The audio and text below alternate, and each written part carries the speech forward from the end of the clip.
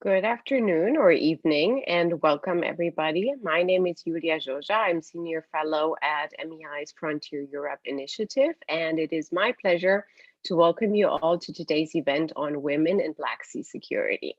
MEI's Frontier Europe Initiative explores the Black Sea as a key region for transatlantic security.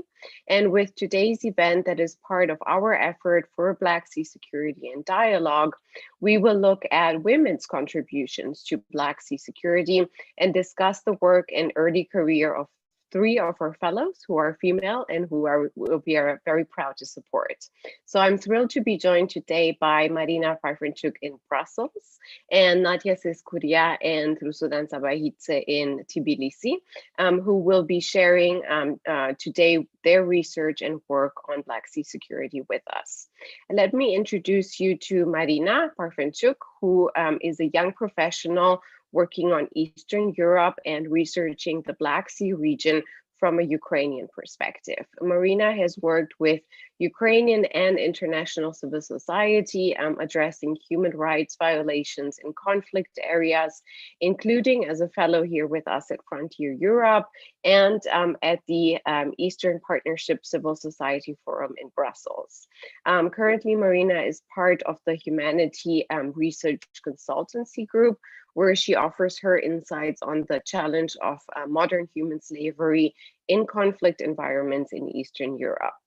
After the Black Sea Security Fellowship at MEI, Marina wants to continue contributing to the contemporary debates about the future of Ukraine and the Black Sea security as a topic overall through her PhD at the Université Libre de Bruxelles.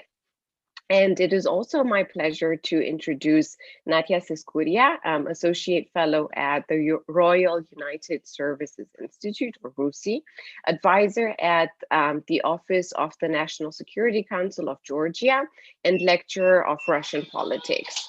Nadia's research focuses on Russia's domestic and foreign policy and on Black Sea and South Caucasus conflicts and security. Nadia also holds an advisory role at the Chatham House panel of young advisors. And prior to her current role, she served at the Ministry of Defense in Georgia, worked for the foreign editor of the Sunday Times of London, and has acted as an independent consultant in London as well. And Nadia holds an MA and BA from University College of London. At MEI, Nadia's research focuses on Georgia's role and positioning within the Black Sea security framework that we're focusing on at Frontier Europe. And finally, last but not least, Rusudan Sabahidze is a coordinator of the International Conference of Europeanists at the Council of Foreign Studies at Columbia University. Rusudan has recently completed the Policy Designers Network Fellowship at the German Marshall Fund on Eastern Partnership. Previously, she has worked at Open Society Foundation, the Eurasia Program in London, as a fellow at the Embassy of Georgia to Ireland, and at GlobSec. Rusudan holds a Master in Science from the University of Glasgow and Charles University in Prague. And as a fellow for Frontier Europe, she studied US and NATO military cooperation with Georgia and Ukraine. And she plans to continue researching democracy and security in Georgia, as well as the transformation of Georgian strategic culture through EU and NATO integration processes. To read their full bios of our two distinguished panelists today, please visit MEI's website. I look forward to taking audience questions through Zoom's Q&A feature, which you can all find on your screens. And for those calling in by phone or watching our panel on live stream, you can ask questions by emailing events@mei.edu or tweeting us at MEI Frontier. And if you have any technical questions, please email again at events@mei.edu. Please, to our participants, feel free to ask questions at any time throughout the panel, and I'll be looking at all of your questions and will factor in as many as possible into our discussion today.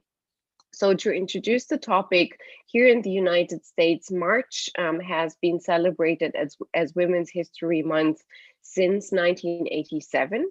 This year, we here at the Middle East Institute's Frontier Europe initiative celebrate women's research in Black Sea regional studies by hosting a panel discussion with 3 young women fellows of our first generation of fellowships on Black Sea research.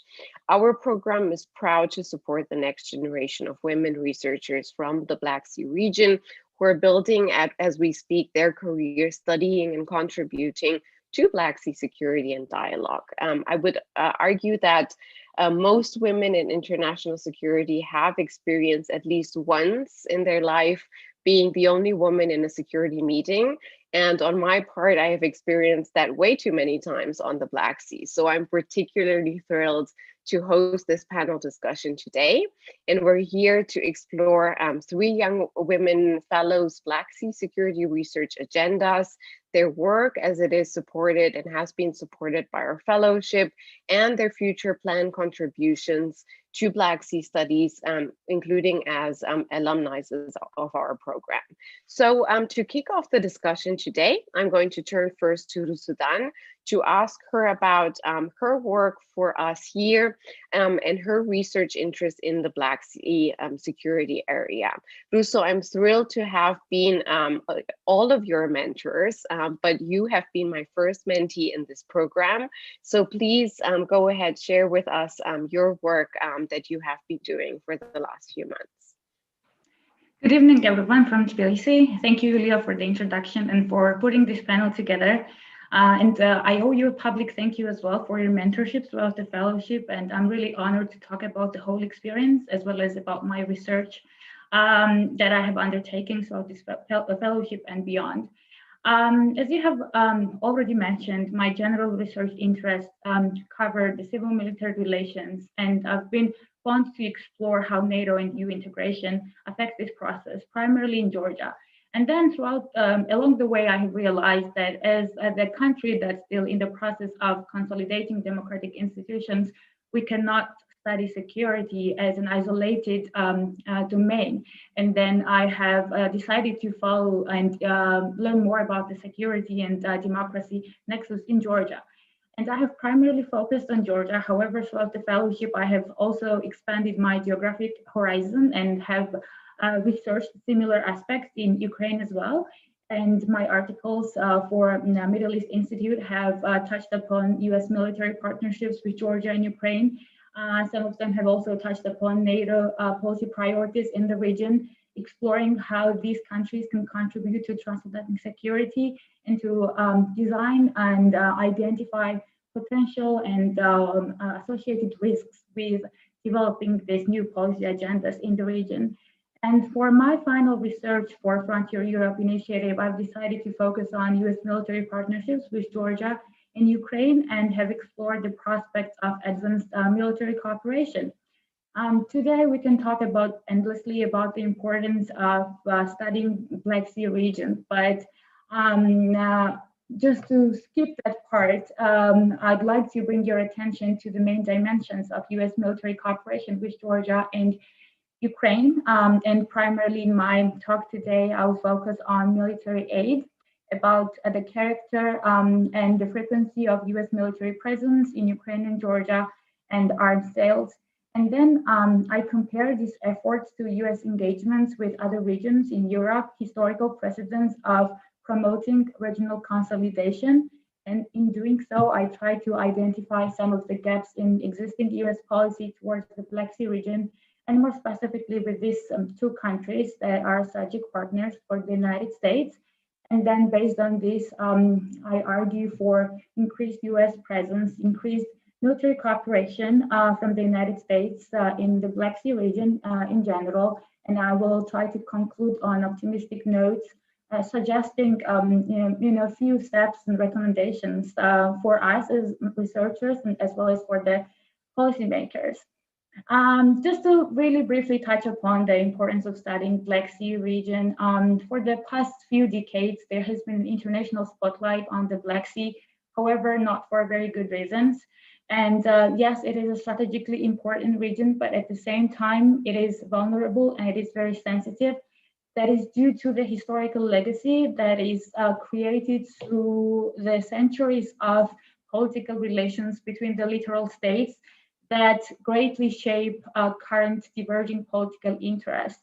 And nowadays, we face both ongoing and frozen conflicts, and we have witnessed resignation of some of them in past few months. And these events are reminders that we need to reinvent the study of the Black Sea region and Black Sea security to understand it in a multivectoral prism and really shape the new agenda, how we understand this region. And as I'm pretty sure it is well-known fact, United States has greatly supported both Georgia and Ukraine in the state building process since gaining independence, but I will not bore you with historical facts and how the partnership started. But it is important to fast forward to the current existing dimensions of engagement. And I've listed a few of them before, and I'll just start with the first one, military aid. Countries like Georgia and Ukraine, which differ in size and economic potential, support from Western countries, especially United States, has been crucial for state building process, for developing market economy, and for building democratic institutions. And United States is the main benefactor of security and defense sector, both in Georgia and Ukraine. And this support has increased due to the conflicts in both respective states. And the United States has greatly supported Georgia in the post-conflict reconstruction process, providing $1 billion US. And the same thing happened in Ukraine. I think since 2014, the United States has provided more than $1.6 billion US to support defense and security of Ukraine.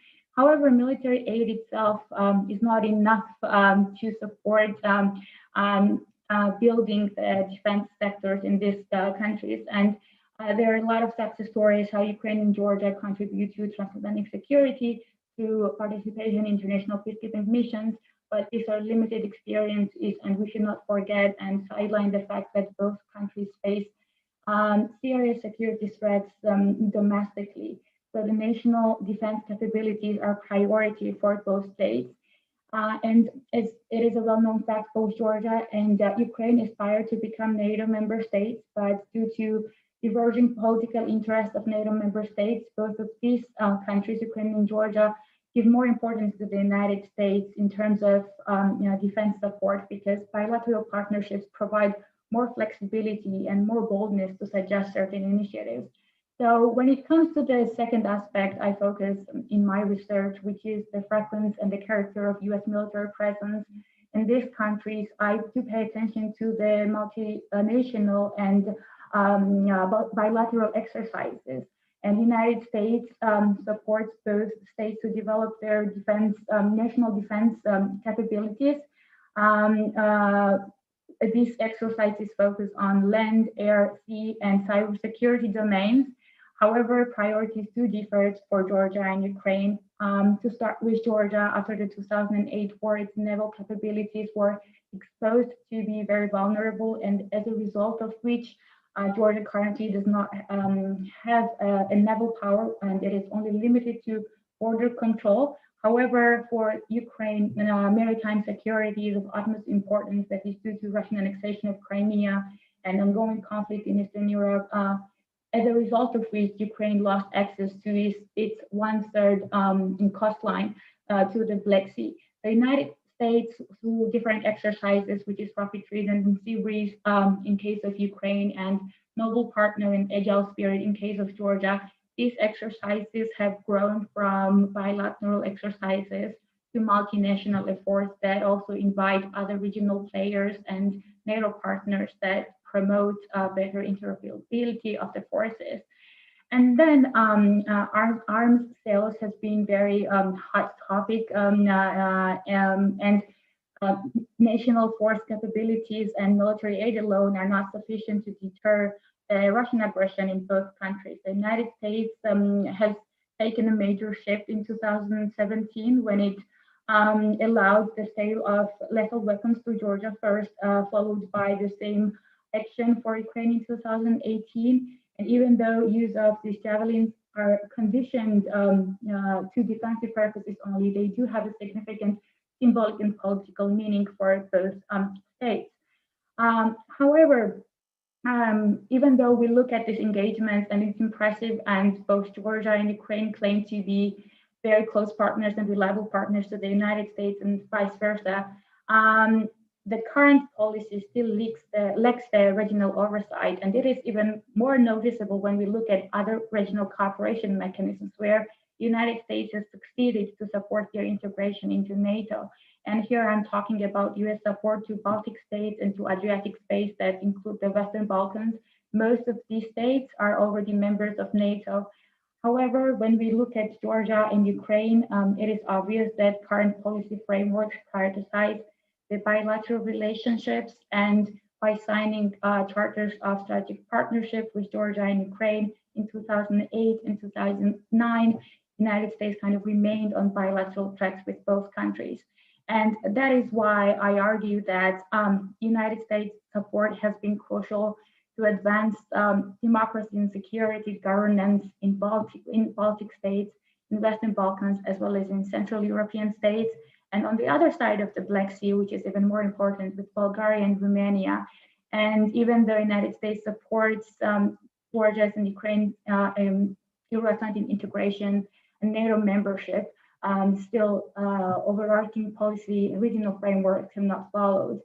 And I believe there is enough argumentation to support creating a regional policy and to have kind of overarching support for both cases together and not only bilaterally.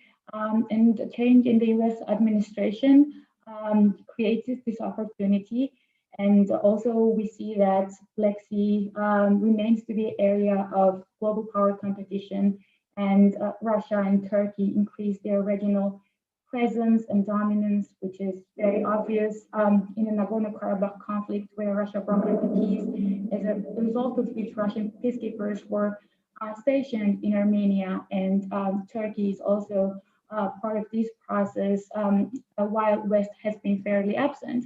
And that is why I call for more US presence, which will create the regional consolidation, which will promote more trust between the littoral states, because regional formation cannot be forced from outside, but the littoral states themselves have to believe in the economic and security potential of this region. At the same time, United States has a capacity to invite Georgia and Ukraine to be integrated in more NATO frameworks, along with Bulgaria and Romania, as well as in Poland, where United States is a leading nation providing defense assistance to these states, and as a result of which both Georgia and Ukraine will remain even closer to NATO integration process. And needless to say that both of these countries in the Black Sea are still in the democratic consolidation process. So as I've mentioned in the introduction, I do study the nexus of security and democracy. And therefore, here again, I argue that the United States needs to continue supporting democracy building in the region. Otherwise, this will always be, democratic backsliding will always be used as a scapegoat for not advancing the military cooperation by other external actors which are against more regional cooperation and increased US engagement. And I'm speaking about Russia in this case, of course. And I'm optimistic on the future of Black Sea region, and very excited to be on this panel and happy to respond to more specific questions during the Q&A feature. But this was a very brief overview of my general research interest and for my research for Frontier Europe, some of which are already available on the MEI's website, and final research that I've just talked about will be available pretty soon. Thank you. Thank you, Rusudan, for this tour de force of Black Sea security, and also for the great segue as you've researched as a Georgian, Georgia in comparison to Ukraine and the United States involved in this, in both these countries as strategic partners. This is a great segue to ask Marina about her research, who has focused on Ukraine, but not only in terms of Black Sea security, ranging from all the way from defense and hardcore security into her final research on soft security and dimensions of security that we're still exploring with health security currently in the pandemic crisis. So Marina, over to you. Give us some of your thoughts on the research that you've been doing. Yes, thank you very much. And thank you for everyone who is listening to us. It's very exciting to be here, and it's very exciting to feel the support of our work, though we have to be agile and flexible due to the turbulent year that is now happening. Talking about my research, I think it's it's important to give a bit of a pre-story of how I got into the Black Sea security. By studying security, I've always been interested in intersections. I'm interested in intersectional studies of security. What is the underlying causes? How can we bring the expertise from other studies into security and see where it might overlap? I do not believe that the subject of study can just be taken out of the context and studied as it is. I believe that it's the ecosystem around it that kind of builds it and provides certain explanations. So by studying the political sociology of civil wars during my time at university and really specializing on civil war in Ukraine and Georgia, by writing and looking into Donbass case and Abkhaz case, I tried to build a holistic understanding of, of the pre-mobilization, mobilization, post-mobilization processes. I tried to look into the motivations of people, what motivates people to, take up the arms and start getting away from, from their own country.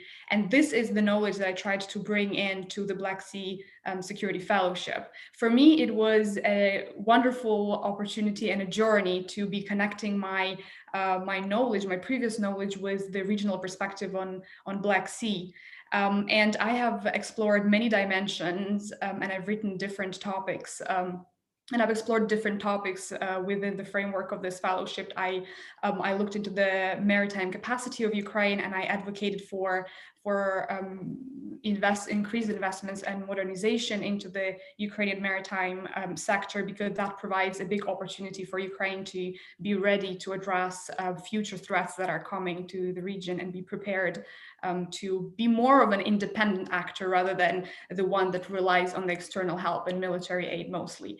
Then I've also looked into the regional cooperation of Ukraine and the other littoral states of the Black Sea and how that impacts the Black Sea security. I've also had a very interesting study on the outcomes of the local and regional elections in Ukraine in October 2020 and how that might impact Black Sea, because if you take the map and you see the results of the parties that have won during the October local regional elections, you'll see that actually the states surrounding Black Sea are mostly won by the pro-Russian parties. So my interest was to understand, why did this happen and what does it mean for the future? Is it a threat? Is it something to kind of start putting alarms on or not? I've also looked at the Three Seas Initiative, which is an exciting initiative of the Eastern EU states to create an interconnected system.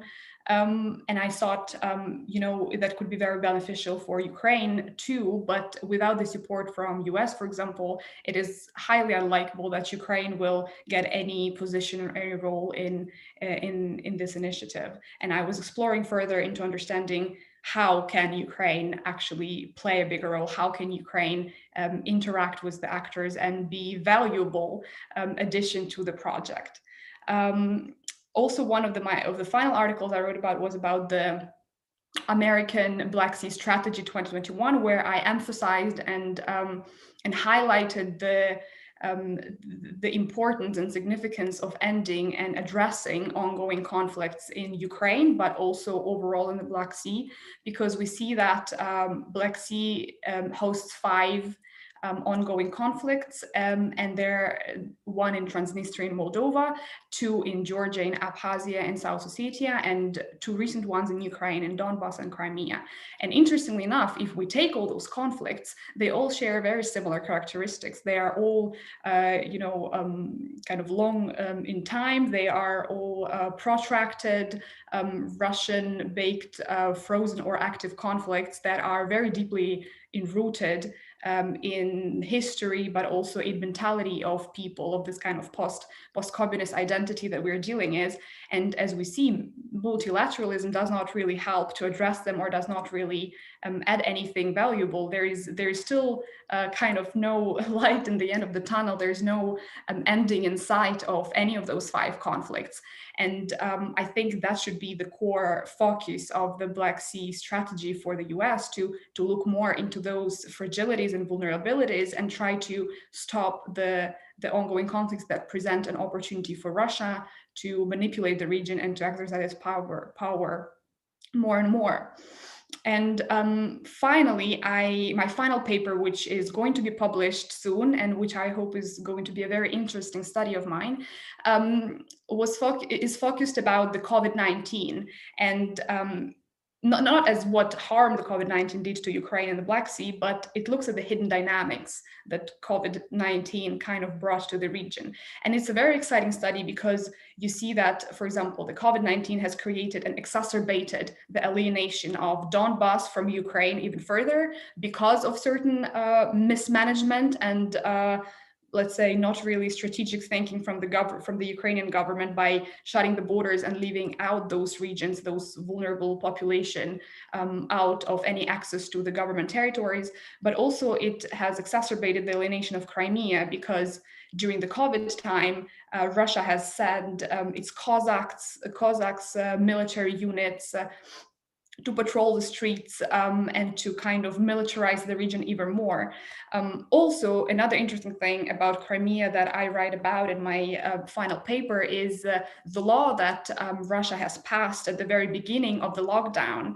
When the borders were closed around the 20th of March last year, Russia has passed the law by telling everyone who is a foreigner and does not hold a Russian citizenship to sell its land in Crimea.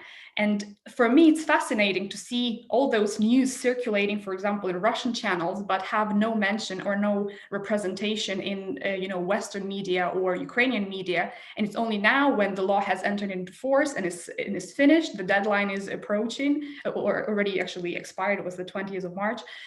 That's when we start talking about it, and that's when we try to engage the multilateral actors and the external forces to come and kind of help Ukraine. So I like to look at the hidden dynamics, the dynamics that are not necessarily visible, and kind of try to understand them from the perspective of the state, from the national perspectives, but also what they mean for the region, and of course for the international dimension too. All in all, I hope to continue, of course, working on the Black Sea. I do it by being part-time consultant at the Humanity Research Consultancy, which is a startup by young people in the UK who work on ending the modern slavery and human trafficking. I work on providing expertise and advice on Eastern European region, and it's very much connected to the Black Sea because of the roots and because of the countries that are participating in the modern human trafficking routes. And I hope to, as Yulia already mentioned, to write a PhD where I would touch and explore the motivations of the actors who are resisting democratization in Georgia, Ukraine, and Belarus. And I think that is very topical and actual for the future of the Black Sea. Thank you very much, and I'm excited to hear more questions and maybe elaborate more on my research or address some specific questions. Thank you, Marina, for your overview of your research so far, and the areas that you explore at the border between security and other issues that we're dealing here inherently in the Black Sea, specifically now in the current context of protracted conflicts. And this again turns us back to other disputed areas in occupied territories with Nadia, who has already had an impressive career specializing specifically on South Caucasus and Black Sea conflicts. And Nadia, just like with all three of you now former mentees of mine, which I'm very sorry about, I was particularly thrilled to be able to work with all of you and with you, Nadia, on your research on Georgia specifically. Tell us a little bit more about your work over the last few months and your understanding of the issues that Georgia faces in the context of Black Sea security? Sure. Thank you very much. And likewise, Julia, I'd like to start by expressing my gratitude, first of all, towards you and the Frontier Europe team at the Middle East Institute for organizing this fantastic panel, and also for a fantastic experience which I've had throughout my fellowship. It is a real pleasure also to join the panel with brilliant Black Sea Fellows, Rusudan and Marina, who have just presented their very interesting research within the scope of our fellowship. I will briefly talk about my research within the scope of my fellowship at the Institute, and then would be happy to join the discussion. So for the past 7 months, as part of my fellowship, I had the pleasure of working with outstanding scholars and an opportunity to dive deep into the topics that I believe are of utmost importance for Georgia and more generally for regional security and stability. My research at MEI mainly focuses on the role and positioning of Georgia, as Julia has mentioned, within the Black Sea security framework in light of Russia's increased militarization in the Black Sea and its impact on Georgia, as well as NATO-Georgia relations, US-Georgia strategic partnership, and the impact of Russia's use of hybrid warfare tools. The Black Sea has a strategic importance for Georgia because of its critical infrastructure and represents the key transit corridor for goods and energy resources.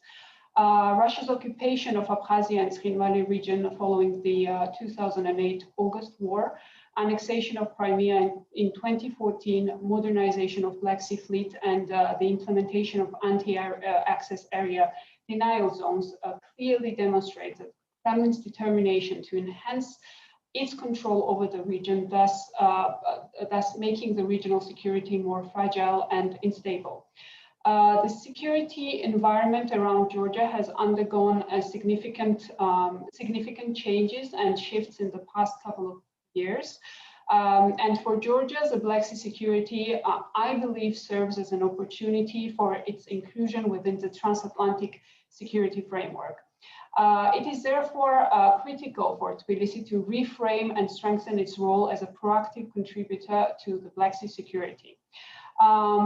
Georgia has already proved itself to be a trustworthy NATO partner and a contributor to Euro-Atlantic security through active participation in NATO-led operations and international missions. Stability in the Black Sea becomes more important for Georgia in light of Russia's use of myriad of economic, military, informational set of instruments in order to undermine the democratic processes in Georgia, as well as the role of the West, and particularly the role of the United States. The recent developments following the second Nagorno-Karabakh war and a negotiated ceasefire has further shifted the power balances that have reinforced Russia's positioning in the region. And under the Trump administration, the US interest in the South Caucasus and the Black Sea has significantly declined. While the EU has not emerged as a strategic regional actor, giving a significant advantage to the Kremlin to increase its influence in the region. All these aspects, I think, makes the Black Sea security a topic of vital importance for Georgia, and increasing Georgia's posture in the Black Sea would involve opening a new window of opportunity for Tbilisi to strengthen its resilience, increase its cooperation with littoral states, and of course with the West, with the United States, and most importantly, to come out of the narrow paradigm of South Caucasus. Yet, alongside Georgia's commitments to become a proactive contributor to the Black Sea security, given the conflicting interest in the Black Sea region and complex security dynamics, I think that Georgia would require enhanced support from the West to achieve its political, security, and economic goals. Part of my research at the Middle East Institute and Frontier Europe program explored key priorities of the US-Georgia relations under the Biden administration, what should be the key priorities, and how can the US help Georgia to enhance its positioning within the Black Sea security framework while deterring the Russian aggression. To give you just a very brief outline, the political dimension explores regional and domestic challenges Georgia is currently facing. As I'm sure the audience is well aware, currently Georgia is facing political tensions and polarization.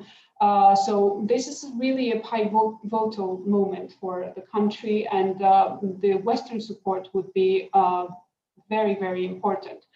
Analyzing also the areas in which the US engagement would be most critical, such as the support for democratic institutions, democratic processes, being more present on the ground, reclaiming the US leadership in the region, and supporting Georgia's membership to NATO. The security dimension, furthermore, includes the development of the US's Black Sea strategy, which would outline the strategic vision of the current administration towards the Black Sea, something that was largely missing during the previous administrations in the United States. Also, increasing the scope of the joint exercises, Russo has elaborated on that really well, so I'm not going to go into depths. Boosting the US's naval presence in the Black Sea without violating the Montreal Convention, and increasing its military presence by deploying its military base in Georgia. The economic dimension, which is also very important, includes boosting investment flow in Georgia, which will be very important, especially in light of the COVID-19 crisis and its effect on economy. Also, conclusion of the free trade agreement with Georgia will make it easier for the US investors to support strategically important projects such as the Anaklia Deep Sea Port project. Over the years, relations between Tbilisi and Washington have developed into a strong strategic partnership. Yet, the regional security challenges require the US administration to review, the new US administration to review its policy priorities with regards to the Black Sea and with regards to Georgia.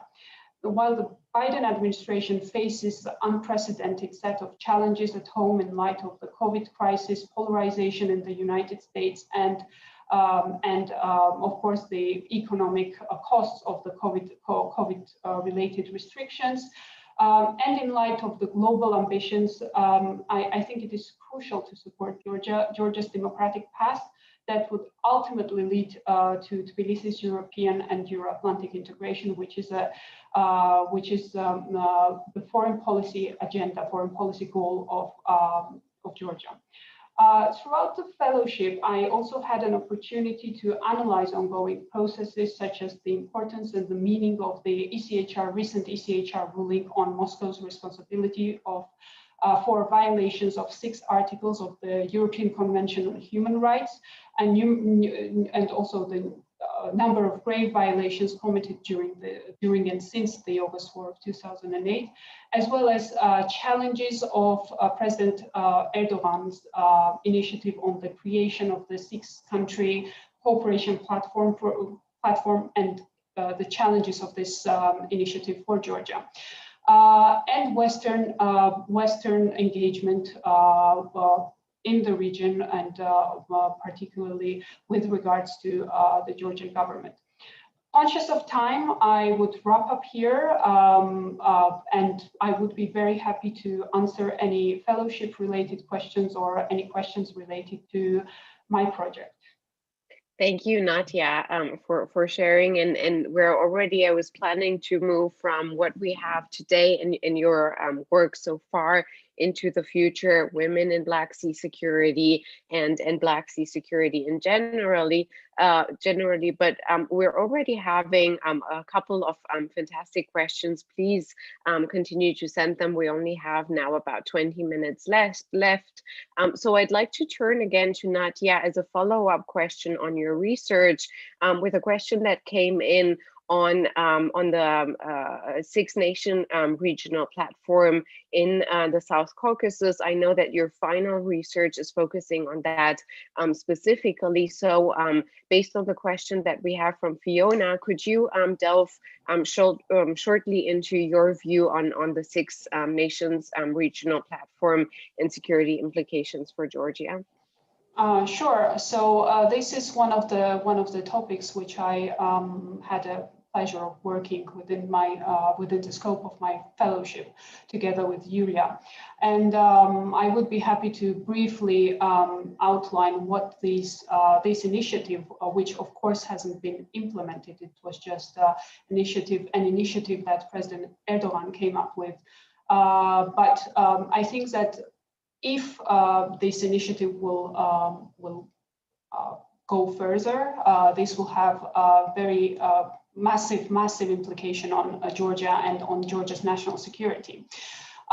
In light of the second Nagorno-Karabakh war, President Erdogan came up with this idea of establishing a 6-country regional cooperation platform, which according to him should include Turkey, Russia, Azerbaijan, Iran, Georgia, and Armenia.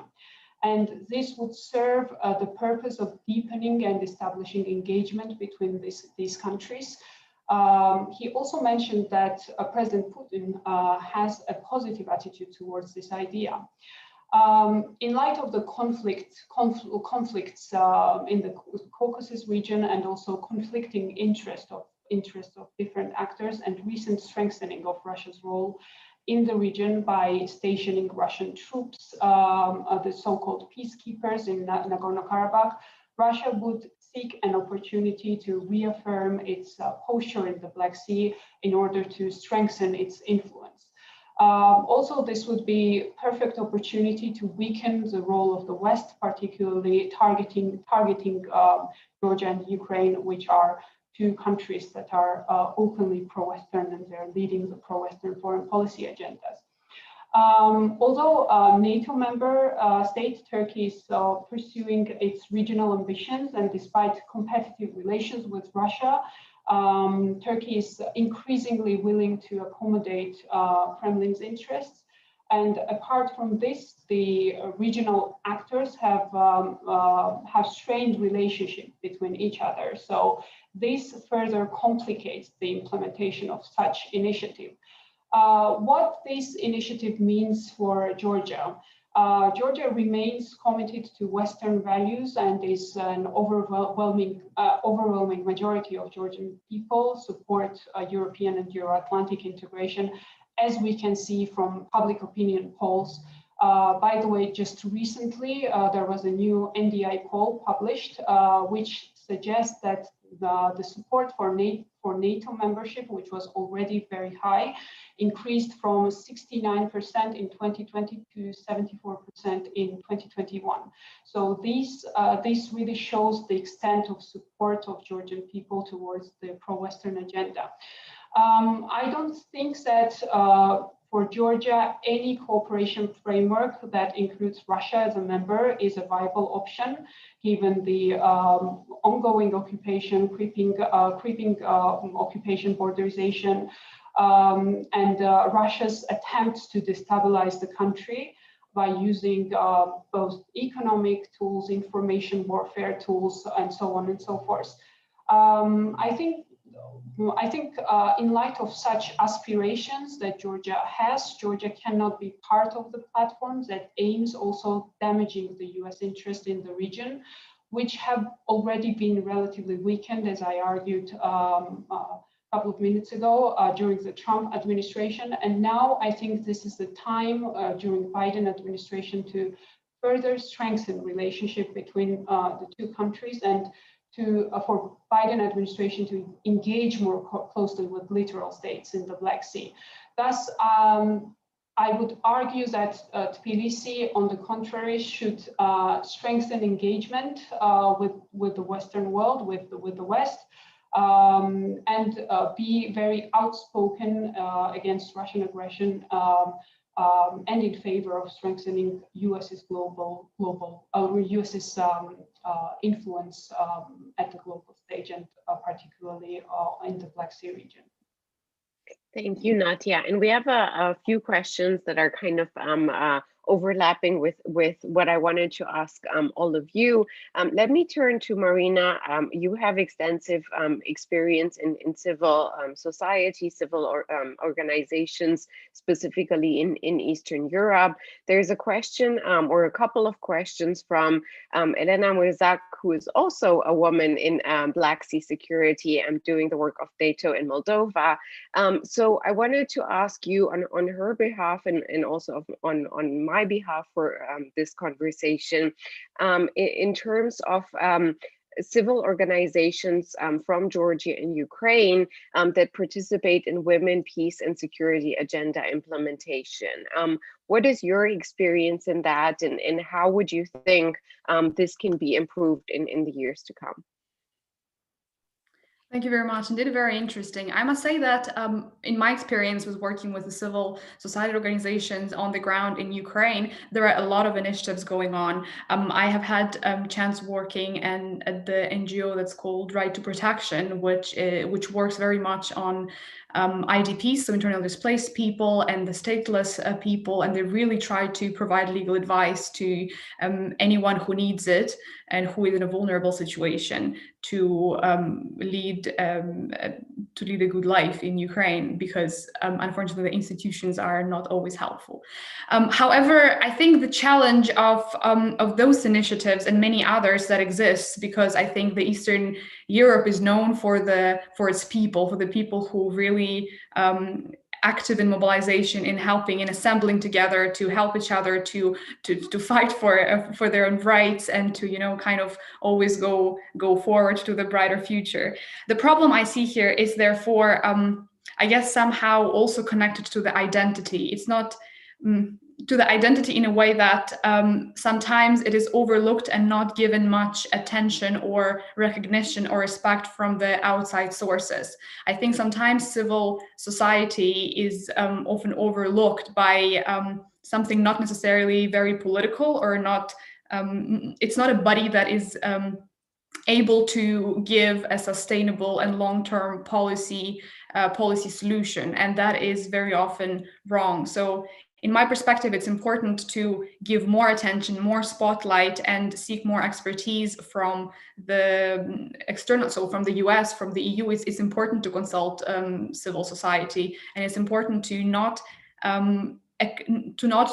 perceive the opinions and the work of those who are on the ground with, facing and fighting the daily inequalities, inconsistencies, as something, kind of as a post-Soviet identity, something as a bit of backward, something as not Western enough, not democratic enough, something as, not academic enough. It's, if we talk about the research, because that's what I have had encounters with when I started my academic career. I think it's important to bring this epistemic diversity and give the voice to everyone, and study the initiatives and the work and the activities on the ground with kind of more openness in terms of the culture and the adaptabilities of the people who are living in those conditions, and then adapt them.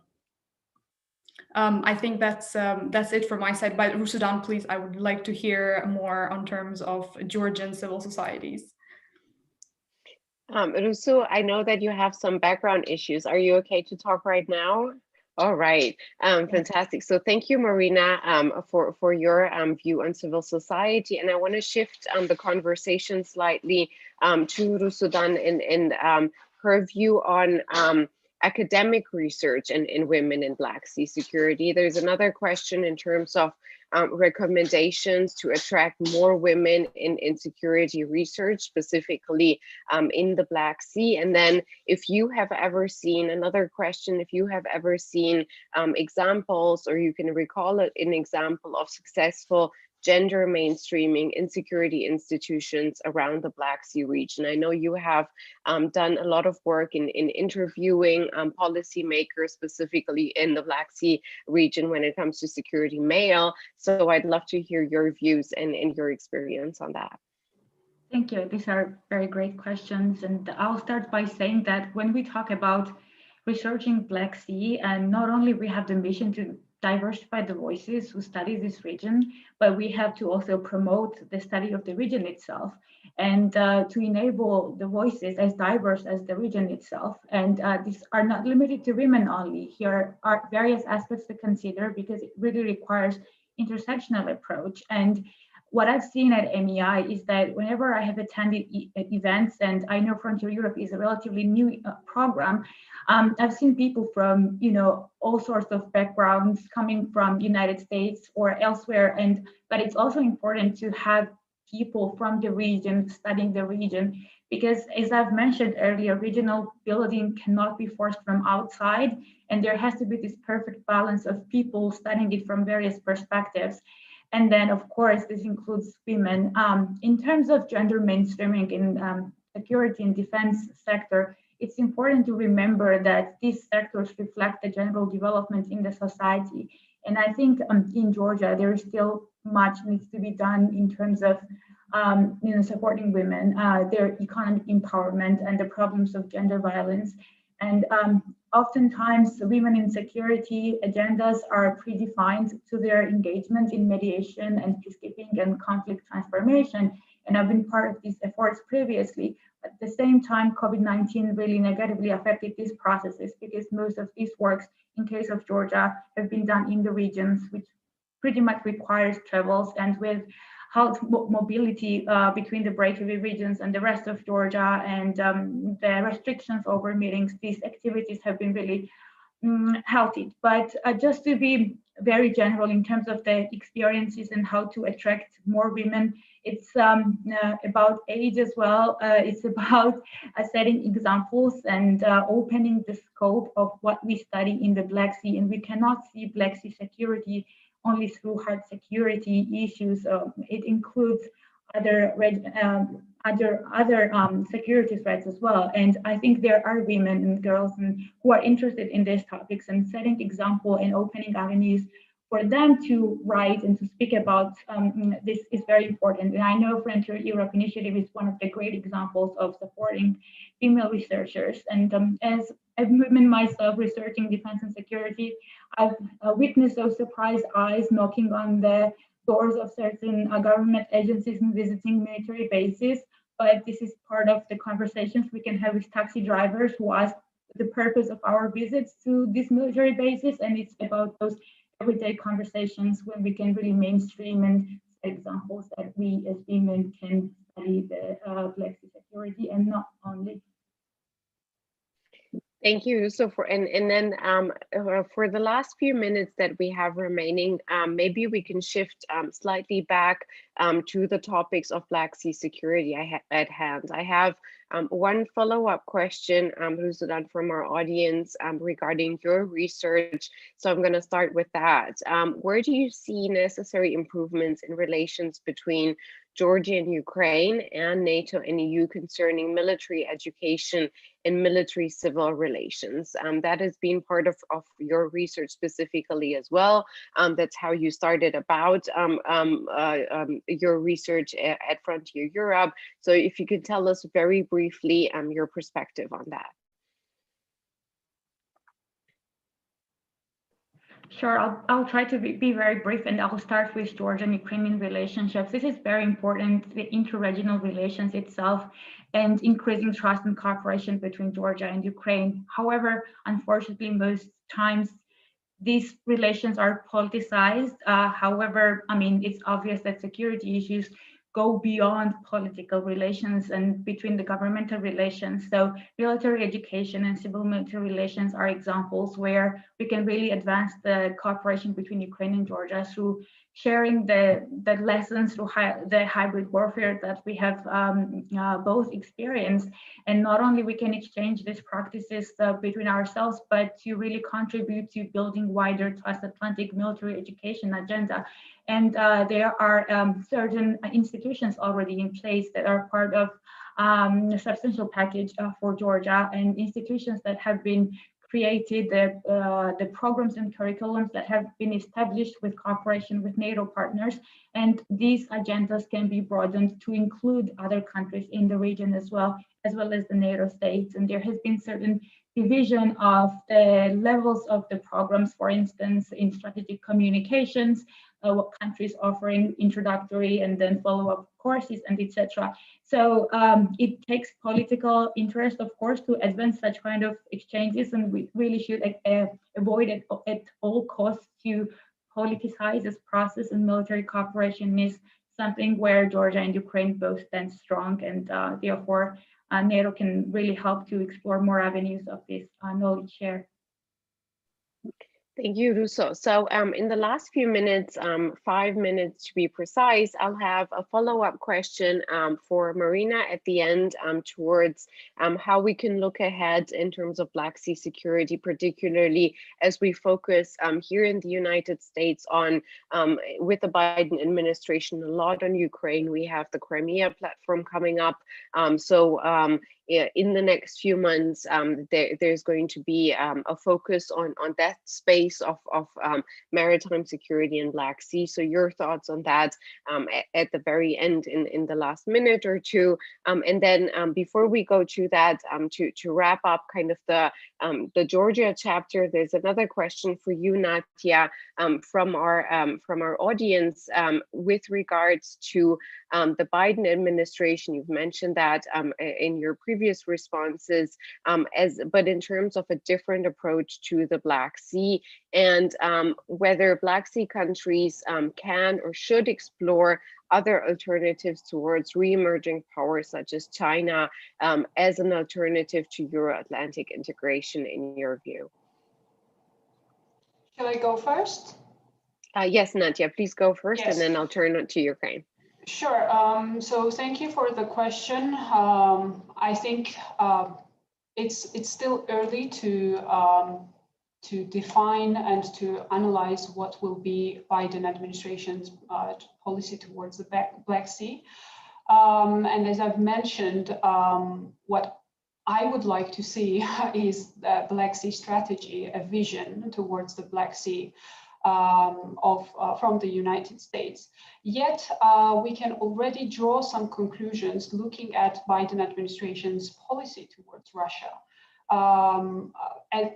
Well, I would not policy actually, but the rhetoric from what we have heard so far. Washington is willing to implement more decisive actions by introducing tougher policies, in this case, sanctions against Russia and against its malign activities. US, we saw just recently that US has already imposed broader sanctions on 7 individuals in relation to the poisoning of Alexei Navalny. This is the first case actually that the US is targeting Russian officials under the new human rights sanctions regime. And this is definitely a good first step and sends a message to Moscow. And if we can generalize this, it means that this should be ringing an alarm bell in the Kremlin, because Biden is willing to take, to actually translate this rhetoric, tough rhetoric, into actions. And I think tougher positioning of the Biden administration on Russia's malign activities in its neighborhood represents an opportunity for the EU, for NATO allies as well, to increase this coordinated engagement with regards to Russia's militarization in the Black Sea and Russia's aggression towards the Black Sea littoral states. And I already mentioned this, but I think this was largely missing under the Trump administration. I think that encouragingly, Georgia's NATO membership, encouragingly, there were also statements in support of Georgia's membership, which were raised by the Secretary of State Anthony Blinken during his confirmation hearing. And he has clearly stated that he supports for NATO to keep the open door policy to Georgia, and if Georgia can meet the membership requirements and contribute to the collective security, then Georgia should become the member of NATO. I think that this could be, and to answer the following question about the alternative to Euro-Atlantic integration, I honestly don't think that Euro-Atlantic integration has any alternatives in case of Georgia. In case of Georgia that faces constant aggression from Russia and constant pressure, and Russia is aiming to force Georgia to return into its orbit. I think that NATO membership for Georgia will serve as a deterrence, the most effective deterrence, because engaging in conflict for Russia in this case would be simply too expensive, as Russia will be paying a price which will be too high for the Kremlin. In fact, I think if we go back into history a little bit, a weak global reaction in 2008 that fails to establish a powerful deterrence, powerful enough for the Kremlin to stop its malign activities against democratic states, led the Kremlin to go ahead with the annexation of Crimea. So I think that NATO membership, Euro-Atlantic membership, does not have any alternatives. Thank you, Nadia. And for the last couple of minutes or so, let me turn to Ukraine. I think it's safe to say that over the last few months, we've seen Ukraine in the headline of the news as we transition from the Trump administration into the Biden administration. In your view, what should be looking for in terms of the bilateral relationship and the role of the United States in the Black Sea when it comes to Ukraine for the next year or so? Thank you very much. I'm cautious of time, so I'll try to be very precise and short. I am less optimistic as my colleagues on Georgia, and I do not think that there's going to be any progress on NATO, and even more so on Crimea, because it does seem like it's very challenging and complex for any of those processes moving forward. Therefore, of course, it's still not clear what the Black Sea strategy from the Biden administration will be, but I think he has very good people in his team who understand the dynamic in Eastern Partnership and Eastern Europe.